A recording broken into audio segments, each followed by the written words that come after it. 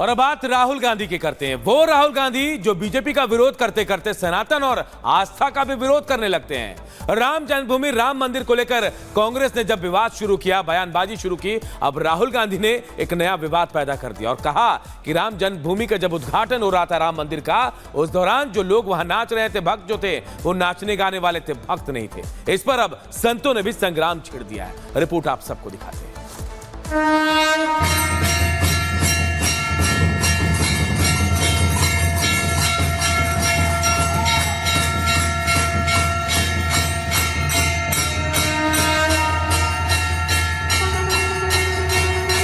Dance गाना चल रहा है, प्रेस वाले हाय हाय हाय कर रहे हैं। लगता है राम मंदिर के निर्माण और भव्य प्राण प्रतिष्ठा की टीस अभी तक राहुल गांधी के मन से निकल नहीं पाई। इसीलिए तो राम मंदिर को लेकर कोई न कोई विवादित टिप्पणी राहुल गांधी करने से खुद को रोक नहीं पाते। हरियाणा विधानसभा चुनाव प्रचार के दौरान एक बार फिर से रामोत्सव में डूबे भक्तों की भक्ति को, उनके हर्षोल्लास को नाच गाने से जोड़ दिया राहुल गांधी ने। अमिताभ बच्चन को बुला लिया, अदानी को बुला लिया, अंबानी को बुला लिया, किसी एक मजदूर को नहीं आने दिया। आपने किसी बढ़ई को देखा, किसान को देखा, मजदूर को देखा? कोई नहीं। डांस गाना चल रहा है, प्रेस वाले हाय हाय हाय कर रहे हैं, नाच गाना चल रहा है, डांस चल रहा है। ये रियलिटी है आपकी। राम मंदिर दशकों के संघर्ष के बाद बना। क्या सितारे, क्या खिलाड़ी, क्या उद्योगपति और क्या आम जनता। प्राण प्रतिष्ठा के दिन कोई छोटा बड़ा नहीं, बल्कि हर कोई राम भक्त के रूप में अयोध्या के इस महाउत्सव में शामिल हुआ। लेकिन ये बात राहुल बाबा को समझ नहीं आएगी, क्योंकि राहुल गांधी ने राम मंदिर जाकर ऐसा कोई काम नहीं किया जिससे उनकी सनातनी आस्था नजर आए। ये पहली बार नहीं है जब राहुल गांधी ने सनातन आस्था पर सवाल उठाए। असंख्य बार राहुल और कांग्रेस ने देश में हिंदुओं का और राम मंदिर पर लोगों की आस्था का अपमान किया और अब साधु संत राहुल गांधी पर जमकर बरसे। भव्य दिव्य नव राम जन्मभूमि मंदिर निर्माण को डांस पार्टी कहना, इससे बड़ा और मूर्खता पूर्वक क्या हो सकती है। श्री राहुल गांधी के द्वारा श्री राम जन्मभूमि को लेकर के, प्राण प्रतिष्ठा को लेकर के दिया गया बयान बेहद आपत्तिजनक, निंदनीय और गैर जिम्मेदाराना है। राहुल गांधी बिना सिर पैर की बात करते हैं। भक्त तो भगवान के कोई भी हो सकता है। हमें लगता है कि ये इनके मानसिक दिवालियापन को दिखाता है। वहाँ पे अब आपको कोई फावड़ा लेके दर्शन करने जाते हुए देखेंगे। आप तो कभी मंदिर गए नहीं है, मंदिर के संस्कार तो आपके अंदर है नहीं।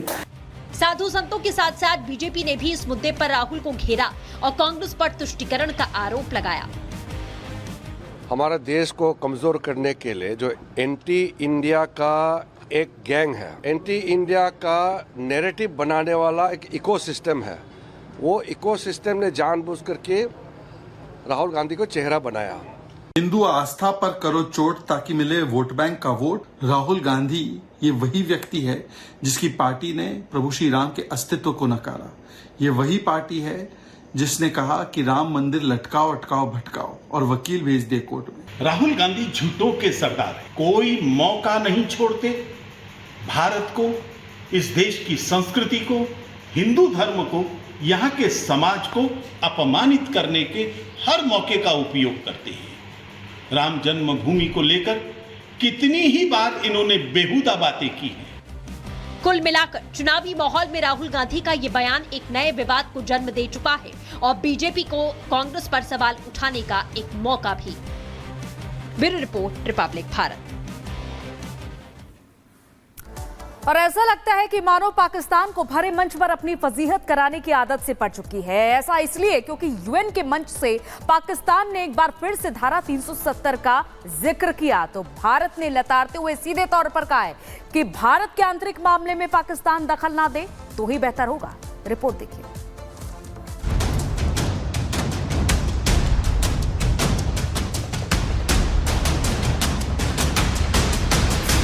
पाकिस्तान की नियति में है बेइज्जत होना, हर बार बार बार। पाकिस्तान इकलौता ऐसा मुल्क है जिसे शायद अपमानित होने की आदत पड़ गई है। दूसरे देशों से फटकार खाने के बाद भी पाकिस्तान अपनी आदतों से बाज नहीं आता। इस बार भारत ने यूएन में पाकिस्तान को जमकर फटकार लगाई। दरअसल पाकिस्तानी पीएम शहबाज शरीफ ने शुक्रवार को संयुक्त राष्ट्र महासभा में जम्मू कश्मीर का मुद्दा उठाया। आदतन मजबूर शहबाज ने यह भी कहा कि नई दिल्ली को अनुच्छेद 370 को खत्म करने के फैसले को पलटना चाहिए। फिर क्या, भारत ने पाकिस्तान को करारा जवाब देते हुए शहबाज के बयान को हास्यास्पद बताया। भारतीय राजनयिक भाविका मंगल नंदन ने यूएनजीए में बोलते हुए कहा, This assembly regrettably witnessed a travesty this morning. A country run by the military with a global reputation for terrorism, narcotics trade, and transnational crime has had the audacity to attack the world's largest democracy. I speak about the reference to India in the speech of the Pakistani Prime Minister.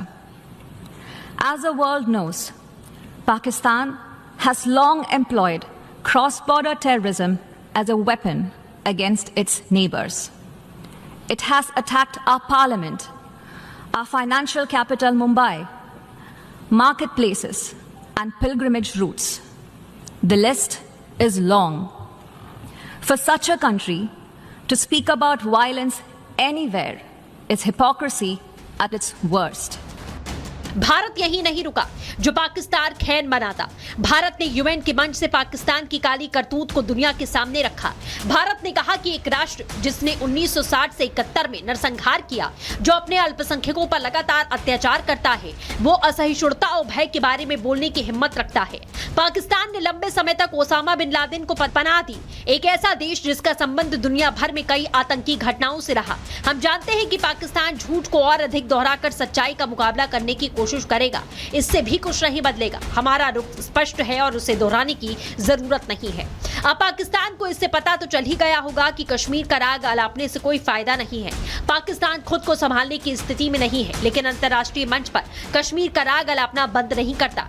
Pakistan को पता होना चाहिए कि कश्मीर पर टेढ़ी निगाह रखने से कोई फायदा नहीं होगा, क्योंकि अब तो पीओके के भारत में विलय होने का समय है। दुनिया भर में बेइज्जत होता पाकिस्तान अंतर्राष्ट्रीय मंचों का इस्तेमाल अगर कर्ज मांगने के लिए ही करे तो बेहतर होगा। Bureau report, Republic Bharat.